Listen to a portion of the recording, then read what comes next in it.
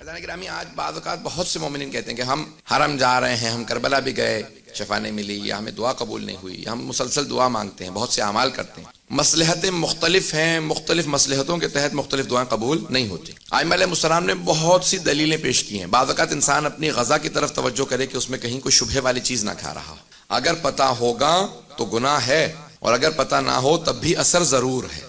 اور ایک اثر یہ ہے کہ دعا کی قبولیت نہیں ہوتی اگر انسان لقمہ حرام کھا لیتا ہے، شبہے میں بھی کھا لے تو دعا قبول نہیں ہوتی۔ 40 دن تک ایک لقمہ حرام کھانے سے 40 دن دعا قبول نہیں ہوتی، حدیث نبوی مکارم الاخلاق میں۔ عزیزان گرامی، اس لیے شبہے والی چیزوں پہ بہت اپنے خیال رکھیں کہ ہم کوئی ایسی چیز نہ کھائیں۔ دوسرے، نماز سے غفلت کرنے کی وجہ سے بعض کا دعائیں قبول نہیں ہوتی۔ تیسرے، ماں باپ کی نافرمانی کی وجہ سے معصوم فرماتے ہیں دعا قبول نہیں ہوتی، حقوق والدین کی۔ چوتھے، جو صلہ رحم نہ کرتے ہوں، اپنے رشتہ داروں سے قطع تعلق کر رکھا ہو، ان کی دعائیں قبول نہیں ہوتی۔ اور ایک اور وجہ ہے دعاؤں کے قبول نہ ہونے کی، معصوم فرماتے ہیں کہ بعض اوقات اللہ کسی کے مانگنے کو بہت زیادہ پسند کرتا ہے، اسے مانگنا، اللہ کا اس کا مانگنا اتنا پسند ہے کہ اللہ کہتے ہیں اس کی دعا قبول نہ کرنا، مجھے اس کا مانگنا اتنا پسند ہے، یہ مانگتا رہے، میں اس کے دعا قبول نہ کرنے میں اس کو آخرت میں اتنا اجر دے دوں گا کہ خود سے کہے گا پروردگارہ پھر تو کوئی دعا ہی قبول نہ کرتا، تو نے اتنا نواز دیا آخرت کے اندر۔ بہت سے لوگ کہیں گے پروردگارہ یہ کس چیز کا اجر ہے؟ کہ یہ دعائیں جو قبول نہیں ہوئی تھی ان کا اجر ہے۔ نامہ اعمال میں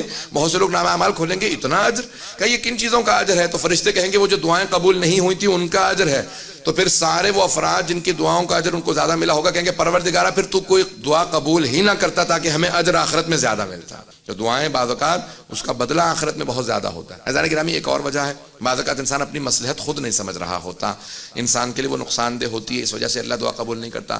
تو دلیل بہت زیادہ امام سجاد علیہ السلام نے بہت سی دلیلیں دی، جن میں سے اگر آپ دیکھیں تو صحیفہ سجادیہ کی مختلف دعاؤں میں امام نے طریقے بتائے ہیں کیسے دعا مانگو کہ دعا قبول ہوتی چلی۔ معصوم نے فرمایا ہے کہ ہر دعا کی قبولیت کے لیے کوئی نہ کوئی واسطہ ضرور ہوتا ہے۔ ہم وسیلے کے قائل ہیں نا، ہم وسیلے کے قائل ہیں، ہم ائمہ علیہ السلام کو وسیلہ مانتے ہیں۔ معصوم فرماتے ہیں ہر امام کا ایک واسطہ ہے، کوئی نہ کوئی واسطہ پیش کرو گے تو دعا قبول ہو جائے گی۔ تو ائمہ علیہ السلام کے ہر امام کا ایک واسطہ ہے، ہر امام کا ایک واسطہ ہے۔